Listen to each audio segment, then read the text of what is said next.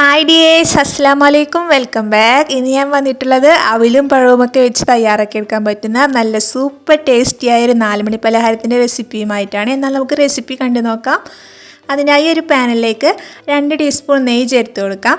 നെയ്യൊന്ന് ചൂടായി വരുമ്പോൾ അതിലേക്ക് കുറച്ച് കാഷ്യൂവും കിസ്മിസും കൂടി ഒന്ന് ചേർത്തൊന്ന് വഴറ്റി കൊടുക്കാം. കാഷ്യൂവും കിസ്മിസും നന്നായി ഒന്ന് മൂത്ത് വരുമ്പോൾ അതിലേക്ക് ഇനി ചേർത്ത് കൊടുക്കേണ്ടത് നേന്ത്രപ്പഴമാണ്. 3 നേന്ത്രപ്പഴമാണ് ഞാൻ എടുത്തിട്ടുള്ളത്. മീഡിയം സൈസിലുള്ള പഴുത്ത നേന്ത്രപ്പഴം എടുക്കാൻ ശ്രദ്ധിക്കണം.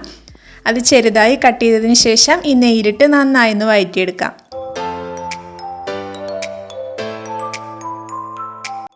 നേന്ത്രപ്പഴം നന്നായി വാടി വന്നതിന് ശേഷം അതിലേക്ക് മധുരത്തിന് ആവശ്യത്തിനുള്ള പഞ്ചസാര കൂടെ ചേർത്ത് കൊടുക്കാം. 4 ടേബിൾ സ്പൂൺ പഞ്ചസാരയാണ് ഞാൻ ചേർത്ത് കൊടുത്തിട്ടുള്ളത്.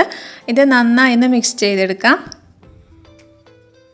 പഞ്ചസാരയും നേന്ത്രപ്പഴമൊക്കെ നന്നായി അലിഞ്ഞ് നല്ല യോജിച്ച് വന്നിട്ടുണ്ട്. ഇനി ഇതിലേക്ക് നമ്മൾ ചേർത്ത് കൊടുക്കുന്നത് തേങ്ങ ചിരവിയതാണ്. ഒരു മുറി തേങ്ങ ചിരവിയതാണ് ഞാൻ ചേർത്ത് കൊടുക്കുന്നത്. തേങ്ങയും കൂടെ ചേർത്ത് കൊടുത്തതിന് ശേഷം ഇത് നന്നായി ഒന്ന് മിക്സ് ചെയ്ത് കൊടുക്കാം.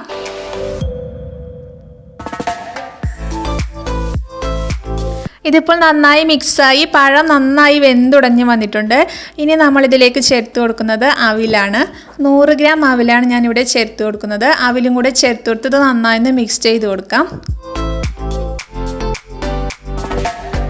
അവിൽ ചേർത്തതിന് ശേഷം ഇത് നന്നായി ഒന്ന് മിക്സ് ചെയ്ത് കൊടുക്കാം. അതിനുശേഷം ഒരു ഫ്ലേവറിന് വേണ്ടി 1/4 ടീസ്പൂൺ ഏലക്കപ്പൊടി കൂടെ ചേർത്ത് കൊടുക്കാം. ഇതും കൂടി ചേർത്ത് നന്നായി മിക്സ് ആക്കിയതിന് ശേഷം നമുക്ക് ഫ്ലെയിം ഓഫ് ചെയ്യാം. ഇനി ഇത് തണുക്കാൻ വേണ്ടി ഒരു സൈഡിലേക്ക് മാറ്റി വയ്ക്കാം.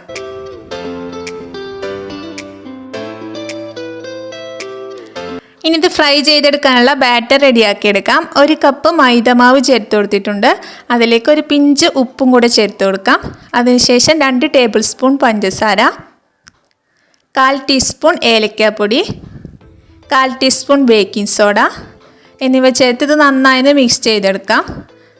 അതിനുശേഷം കുറേശ്ശെ വെള്ളമൊഴിച്ച് നമ്മൾ പഴംപൊരിക്കൊക്കെ മാവ് തയ്യാറാക്കുന്നത് പോലെ ബാറ്റർ റെഡിയാക്കിയെടുക്കാം. ഈ ഒരു പരുവത്തിൽ വേണം നമുക്ക് മാവ് തയ്യാറാക്കിയെടുക്കാൻ.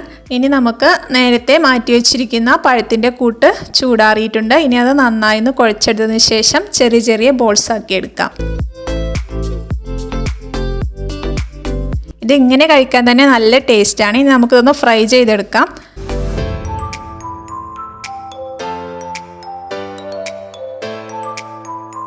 ഈ ചൂടായ എണ്ണയിലേക്കിട്ട് മാവിൽ മുക്കി ഓരോന്നായി ഫ്രൈ ചെയ്തെടുക്കാം.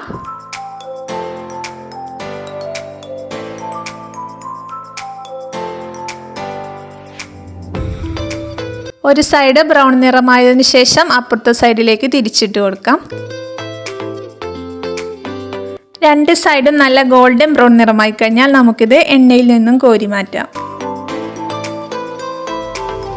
അങ്ങനെ സൂപ്പർ ടേസ്റ്റി ആയിട്ടുള്ള പഴവും അവിലുമൊക്കെ വെച്ചുള്ള 4 മണി പലഹാരം ഇവിടെ റെഡി ആയിട്ടുണ്ട്. കുട്ടികൾക്കൊക്കെ വളരെ ഇഷ്ടപ്പെടുന്ന ഈ സ്നാക്ക് എല്ലാവരും തയ്യാറാക്കി നോക്കണം. എല്ലാവർക്കും ഇഷ്ടപ്പെടും. നിങ്ങൾക്ക് ഈ വീഡിയോ ഇഷ്ടപ്പെടുകയാണെങ്കിൽ എപ്പോഴും പറയുന്നത് പോലെ ചാനൽ സബ്സ്ക്രൈബ് ചെയ്യാനും ലൈക്ക് ചെയ്യാനും ഷെയർ ചെയ്യാനും മറക്കരുത്. പുതിയൊരു അടിപൊളി റെസിപ്പിയുമായി നമുക്ക് വീണ്ടും കാണാം ഇൻഷാ അല്ലാഹ്. അതുവരേക്കും എല്ലാവർക്കും അസ്സലാമു അലൈക്കും.